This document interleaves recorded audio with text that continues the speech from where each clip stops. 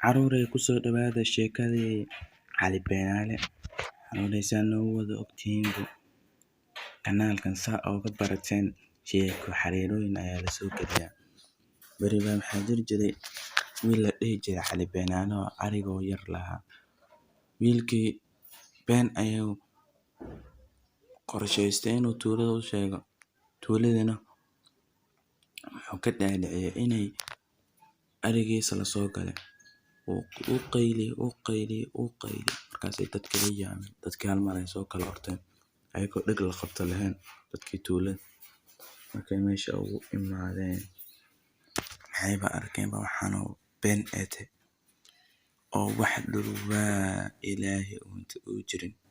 Mise wax xoolaha cunoo dhan uu ahaa beentiis.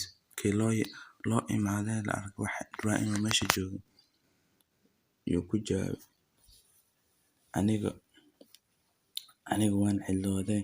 Saas awgeed ayaan beentan iigu sheegay. Wax iweheliyaan u baahnaa. Dadkii tuulada ayagoo xanaaqsan bay dhabarka soo aadiyeen.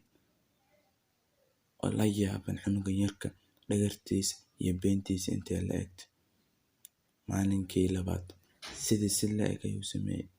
Tuulada boodkeeda ayuu imaaday. Markaasuu qayli dhaamiyay.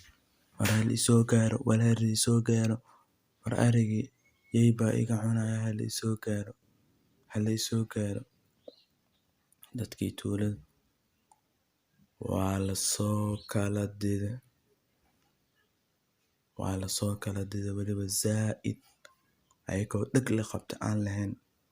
Caruurey markii ay soo gaareen goobtii Cali ariga daajinay waxyeey mise dhurwaa muu joogin. Kii loo imaado sidii shalay uu ku jawaabo maantana ku jawaabay. Wuxuu dhahay anigu waan cidlooday. Wehel ayaan u baahday. Saas awgeed ayaan beentan iigu sheegay. Dadkii ayagoo xanaaqsan bay ka soo tageen. Maalinkii saddexaad waxa la yaab leh ayaa dhacay. Saad u aragtiin yeygii toos ayuu u imaaday. Yarkii wuu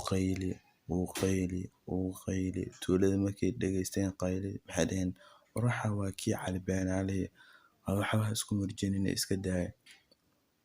Wuu qayli. Arigi mid intuu yeyga u galay. Miduu cuni karana uu cunay. Miduu ka tegi karana uu ka tegay. Arigi hal mar ayuu dabangaala ka dhigay.